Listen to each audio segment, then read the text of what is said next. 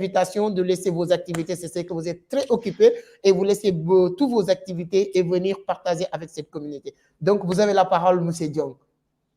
D'accord, merci beaucoup. Bon, c'est vrai, certes d'être trop occupé, mais quand même ça vaut la peine parce que ça rentre toujours quand même dans le cadre donc de notre activité quotidienne, d'accord. Donc pour partager tout ce qui est connaissance, allant dans le sens d'aider les jeunes, les accompagner, d'accord, que vous soyez jeune, entrepreneur, coach, manager, d'accord. Donc voilà, donc c'est encore M. Abbas Diong, donc je suis le directeur général de Business Communication Center. Donc je suis coach, d'accord, entrepreneur, formateur donc dans tout ce qui est développement personnel, leadership, entrepreneuriat, d'accord, voilà. Donc pour parler de moi, je pense que j'ai déjà tout dit. Maintenant, alors pour parler de ce sujet, je pense que c'est un sujet quand même qui intéresse donc plus d'un quand on parle de personal branding, d'accord. Alors personal branding, ça vient de ce qu'on appelle donc le marketing, d'accord. Alors on ne peut pas quand même entrer dans le vif d'abord du sujet sans pour autant d'abord faire une élucidation conceptuelle, d'accord. Alors d'abord c'est quoi d'abord le marketing, d'accord. Marketing d'abord c'est la vente. D'accord. Quand on parle de marketing, on parle d'abord donc de la vente. Maintenant, là, on va parler donc de marketing personnel, de personal branding. Alors, quand on dit personnel, ça veut dire que tout ce qui va avec la personne. D'accord. Que ça soit spirituellement, que ça soit personnellement, que ça soit professionnellement. Alors, s'il est quand même donc au marketing classique que l'on connaît tous, hein, d'accord. Donc, des dispositions que l'on va mettre sur place pour vendre un produit, d'accord, pour vendre un service, ou bien valoriser son image, sa notoriété, d'accord. Alors maintenant, pour parler quand même du marketing donc personnel, c'est appliqué quand même à la construction, au développement ou bien à la valorisation de son image, de sa notoriété, d'accord. Que vous soyez étudiant, que vous soyez entrepreneur, que vous soyez manager, que vous soyez coach. Alors, pourquoi je dis que le personal branding est important? D'abord, pour un entrepreneur, parce que lorsque vous êtes un entrepreneur, naturellement, vous avez soit une entreprise et forcément, votre entreprise vend quelque chose. Alors, qu'est-ce que votre entreprise vend? Votre entreprise vend un produit, votre entreprise vend un service, votre entreprise peut-être vend une vision. D'ailleurs, même le programme, donc, voyez que tout récemment, on a été à des élections. Yacine, donc, excusez-moi. Donc, tout récemment, on a été à des élections, donc législatives. Alors, les candidats, ils avaient ce qu'on appelle des programmes, d'accord? Alors, ces programmes-là, mais pour être élus, ils ont vendu le programme quand même à la population sénégalaise, qui en retour aussi ont acheté ce programme. Mais maintenant, lorsque vous vendez, par exemple, un produit, vous, en tant que soit leader ou bien en tant qu'entrepreneur, vous êtes la vitrine de votre propre produit. Pourquoi je dis que vous êtes la vitrine de votre produit? Aujourd'hui, M. Amadou Seck ne peut pas me dire que lui, c'est un coach en développement personnel et que lui, personnellement, il n'est pas développé. Monsieur Amadou Seck ne peut pas me dire qu'aujourd'hui, lui, il est économiste. C'est ça, je pense que je l'ai entendu à travers toi. Monsieur Amadou Seck ne peut pas dire qu'il est économiste alors que lui, il n'a pas assez d'argent. Si vous me dites que vous êtes économiste, ça veut dire que vous devez avoir beaucoup d'argent, naturellement. Donc, c'est comme ça, en fait, le marketing, le personal branding. Naturellement, vous vendez un produit. Maintenant, vous devez constituer la propre vitrine de votre produit. Monsieur Abbas Diong ne peut pas vous dire que lui, il vend par exemple, un produit éclaircissant, alors que lui, il a un teint vraiment noir comme le charbon. Ça, c'est impossible. C'est-à-dire que c'est juste pour dire qu'il doit y avoir ce qu'on appelle une forte corrélation, d'accord, entre vous, ce que vous dites, et le produit que vous vendez. Et le produit que vous vendez, naturellement, ça doit se refléter personnellement à travers vous. Parce que c'est pas pour rien que les influenceurs que vous voyez donc sur les réseaux sociaux, d'accord, tout le temps, ils sont bien habillés. Ce n'est pas pour tromper, en fait, mais c'est juste quand même dans le sens de mieux faire savoir le produit. Parce que de nos jours, il est important donc de savoir se vendre. Et ça passe naturellement par des appels, par le personnel. Et quand on parle de personne, la personne doit se bâtir elle-même à travers différents éléments. Quand on parle de ces différents éléments, d'abord, on pense d'abord à l'apparence. L'apparence, c'est un élément fondamental pour quelqu'un aujourd'hui qui veut vraiment évoluer dans ce monde-là. Pas dans le sens de tromper, Parce que les gens disent souvent que l'apparence est souvent trompeuse. Moi, je le dis que vous avez bien raison de dire souvent, ce qui vous dit que c'est le souvent qui fait l'exception. C'est pas pour rien que M. Amadou Seck est aujourd'hui en chemise, cravate, M. Diong, tout le temps, il est en costard. C'est pas pour rien. Parce que nous, on est des coachs, on est des entrepreneurs. Naturellement, on a des produits, on a aussi des services à vendre à des gens. Et, comme vous le savez, le personal branding, ça obéit quand même à des lois. La première loi à laquelle le personal branding obéit, c'est quoi? C'est l'attraction. Il y a l'attraction et il y a ce qu'on appelle la rétention. C'est-à-dire que attraction, pourquoi attirer les gens? Aujourd'hui, si M. Amadou Seck a un très bon livre, un livre qui est vraiment doué de sens, et que Amadou Seck, il ne sait pas comment attirer les gens à ce qu'ils puissent lire son livre, alors cela va manquer vraiment d'une certaine essence. Donc, la première des choses à faire pour Amadou Seck, c'est quoi? C'est de faire en sorte que son livre soit attractif. D'abord sur le choix des couleurs, etc., etc. Et c'est la même chose pour la personne donc de Amadou Seck. Amadou Seck, aujourd'hui, il a un bureau, par exemple, qui coûte presque 1 million. C'est important. Ça fait partie du personal branding, raison pour laquelle on parle d'apparence. Parce que nous sommes dans une société où vraiment la majeure partie des gens ont tendance à juger la personne en fonction de son accoutrement.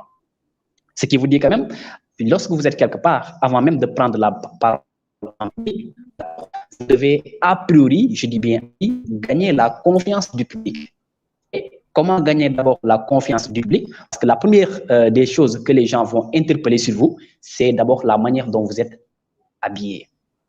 Si, par exemple, M. Amadou Seck, en pleine conférence, est venu s'habiller en sandales avec des hanches, mais qu'est-ce que vont dire les gens? Ils vont se dire, mais celui-là, ils sont d'où? Donc, voyez un peu. Donc, d'où l'importance quand même de en fait, l'apparence. Maintenant, quand on parle de l'apparence aussi, ça ne veut pas aussi dire que, voilà, donc la personne doit s'habiller chic, porter des habits chers. Non, ça ne veut rien dire. S'habiller correct, avoir une bonne apparence, c'est être correct. S'habiller correctement, s'habiller professionnellement. Et c'est ce que même j'ai tendance à dire aux étudiants. Je leur dis qu'une apparence négligée peut vous coûter cher lors d'un entretien d'embauche. Là, je vais vous parler, par exemple, d'un exemple personnel. J'étais parti un jour en entretien dans une entreprise de la place. J'étais étudiant, hein, d'accord? Alors, le jour suis venu, bon, j'étais bien habillé. J'étais tout le temps en costume, cravate, chemise et tout ça. Alors, étant à la salle d'attente, alors le recruteur est venu. Il a prononcé mon nom, Abbas Diong. Lorsque je me suis levé, j'étais mieux habillé d'abord que le recruteur. Et lorsque je l'ai salué, automatiquement, j'ai senti que j'étais beaucoup plus fort et beaucoup plus supérieur que le recruteur. Et au moment même où on faisait l'entretien, franchement, personnellement, je me suis senti que le gars, il avait un certain complexe d'infériorité envers moi. Et tout ça par la grâce de quoi? De mon apparence. Donc, c'est juste pour dire que il faut que les gens, quand même, arrêtent de négliger leur apparence. Ça, c'est extrêmement important, l'apparence. Et quand on dit l'apparence, cela va dans plusieurs sens. Ce que vous portez, ce que vous dégagez, d'accord? Votre environnement, les locaux de Vision d'Afrique Consulting. Lorsqu'on vient chez Amadou Seck, vraiment, on a envie d'y rester. Et ça, c'est important. Lorsque les gens viennent, mais ils doivent revenir. Donc, non, c'est très intéressant. Oui. Actuellement, nous, on est, comme on dit, on vient d'être embarqués même aujourd'hui. Là, je pense que les internautes qui vont tomber sur cette vidéo vont apprendre beaucoup de choses sur ce que vous venez de développer. Mais on reste encore ensemble, donc on a beaucoup d'autres questions à poser et tout. Effectivement. Parce que là, comme vous le dites, on dit souvent que l'habit ne fait pas le moine, mais souvent on juge les gens selon leur habillement, etc. Mais on a aussi à côté notre ami que vous connaissez très bien aussi, Mohamed Moustapha Diop, qui évolue dans tout ce qui est art oratoire, vraiment qui fait des formations. À chaque fois qu'il sort, vraiment dans les médias et partout, tout le monde est vraiment sa façon, sa manière de parler, il est unique. Effectivement. Hein? Et quand on parle, voilà, quand on parle aussi de personal branding, là, moi, il y a, comme vous l'avez un peu broché tout à l'heure, l'art de convaincre est important. Donc, c'est dans cette partie qu'on va interpeller aussi que Mohamed Moustapha, il est dans le studio. On va essayer de voir est-ce que Moustapha est là. Voilà, je pense qu'il est avec nous. Voilà, oui. Donc allez-y, bonjour Mohamed, merci de participer à cette direct. Je pense que vous avez bien écouté M. Diong qui a beaucoup développé, on a appris beaucoup de choses. Et on a donc, beaucoup appris. Exactement. Donc, présente-toi pour les internautes qui vont te découvrir pour la première fois. Et ensuite, voilà, le sujet, c'est le personnel branding, l'importance de aussi art oratoire dans le développement de nos business. Effectivement. Donc, tout d'abord, merci beaucoup à tout le monde et merci beaucoup à SEC de m'avoir offert cette opportunité-là de partager avec la communauté. Et on remercie aussi notre coach, M. Abbas. Vraiment, il a pu développer beaucoup de choses. On a beaucoup appris en un temps record. Et vraiment, merci beaucoup pour ça. Donc, pour ceux qui ne me connaissent pas, c'est Mohamed Moustapha Diop. Voilà. Mohamed Moustapha Diop, plus connu sous le nom de Prof de Voice, c'est mon nom d'artiste. Donc, je suis entrepreneur, fondateur de Sunugan Communication and Business et coach en art, oratoire et développement personnel ici à Vision d'Afrique. Donc, pour la présentation, en grande partie, je pense que c'est ça en fait le nécessaire. Et plus on avance, on va pouvoir développer, comme vous l'avez dit, sur les thèmes que vous nous avez proposés. Donc, M. Seck, si vous pouvez nous rappeler un petit peu le sujet sur lequel on va débattre et après on va pouvoir essayer de donner notre point de vue, partager aussi notre expérience en la matière. Voilà. D'accord. Merci beaucoup. Donc, le sujet, c'est comme je l'ai dit, le personnel branding. Je pense que M. Diong a pu développer l'importance de l'image et tout ça, c'est très important. Mais vous, on peut vous intervenir comme vous évoluez plus dans le domaine de l'art oratoire. L'importance de bien parler, c'est-à-dire que quand quelqu'un vraiment a un discours ou bien séminaire à animer, tout le monde a peur de parler en public. Comment faire pour travailler ces lacunes-là et l'important aussi on a vu qu'il y a beaucoup de personnes qui ont réussi à séduire ou impressionner le monde entier uniquement à leur manière de parler. Je peux dire que quelqu'un comme Barack Obama, si on est devenus tous fans de Barack Obama, c'est pas parce qu'il est sort d'Harvard, mais c'est sa manière de communiquer. Hein, yes, we can, des mots qui peuvent vraiment convaincre tout le monde. On se souvient de Martin Luther King, de son discours I Have a Dream. Donc aujourd'hui, quelle est l'importance de la communication en tant qu'entrepreneur? Voilà, donc merci beaucoup pour le rappel. C'était juste pour permettre aux internautes d'avoir encore une idée de ce à quoi nous allons discuter. Et comme vous l'avez dit tout à l'heure, le personal branding, c'est-à-dire ce que Coach Abbas a développé, il a presque tout dit, il a cerné le sujet, c'est-à-dire le marketing personnel. Donc, toute personne a besoin de développer son image, c'est-à-dire sa notoriété vis-à-vis de son public. Donc, il faut tout d'abord savoir soigner son image, comme Abbas l'a dit, vous voyez comment il est bien habillé, et M. Seck aussi, comment il est bien habillé. Tout ça, ce sont des très, très importants qu'on doit tenir en compte. Parce que, voilà, il a dit tout à l'heure, l'apparence est souvent trompeuse. Et les gens, ils vous décrivent de la façon à laquelle ils vous voient. Donc, ça, c'est quelque chose. Raison pour laquelle il ne faut jamais, au plus grand jamais, négliger votre apparence, votre image. Donc, pour soigner votre image aussi, il y a beaucoup de critères et il y a beaucoup de choses que ça peut vous. C'est-à-dire, lorsque vous soignez votre image et que vous travaillez, c'est-à-dire votre communication, là, ça va permettre de grandir votre réseau, de gagner de l'estime, de gagner aussi un certain public. Par exemple, je prends l'exemple de Abbas, qui est PDG de ici. Donc, lui, il a besoin, c'est-à-dire de développer son image pour que les gens puissent au moins le respecter, l'estimer et pouvoir, comment dirais-je, travailler avec lui à l'avenir. Donc, ça aussi, c'est quelque chose de très important. Donc, concernant la communication que vous avez dit tout à l'heure, donc la communication aussi, c'est quelque chose de très important. Toute personne a besoin de travailler. Ça c'est primordial. Dans un monde planétaire, dans un monde où chaque personne a besoin de savoir communiquer avec l'autre, c'est-à-dire la prise de parole en public, c'est-à-dire ça peut être aussi la communication digitale.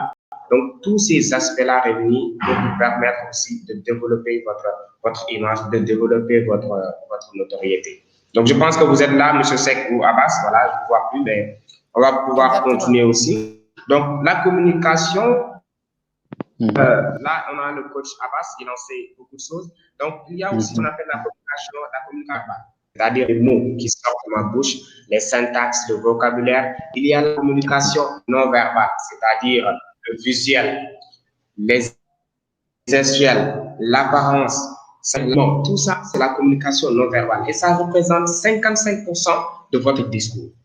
Il y a aussi ce qu'on appelle la communication paraverbale, c'est-à-dire le son, le rythme, le débit de parole, la voix, tout ça, ça représente 38% de votre discours. Et la communication verbale, ça représente que 7%. Ce qui veut dire qu'il faut aussi travailler pour soigner, c'est-à-dire pour essayer de faire un marketing de soi, il faut soigner sa communication. Parce qu'on a tous besoin de communiquer. Mohamed, je ne vous coupe pas, mais si tu peux revenir sur ces pourcentages, les chiffres sont importants que tu viens de développer parce qu'il y a beaucoup de personnes qui veulent savoir. Vous avez parlé de 55%, 38%, 7%. Si tu peux revenir sur ces parties-là, c'est très, très important pour les internautes. Voilà, donc comme je l'ai dit, la communication verbale, c'est-à-dire les mots. Parfois, par exemple, vous voyez quelqu'un, il prépare un discours, il va écrire 2 pages, 3 pages, 4 pages, essayer de parcuriser pour faire un discours, par exemple. Ça nous arrive parfois. Mais il faut savoir que tout ce que vous écrivez et tout ce qui sort de votre bouche, ça ne représente que 7% de votre discours, 7%. Ce qui est plus important, c'est la manière de le dire, la manière de parler.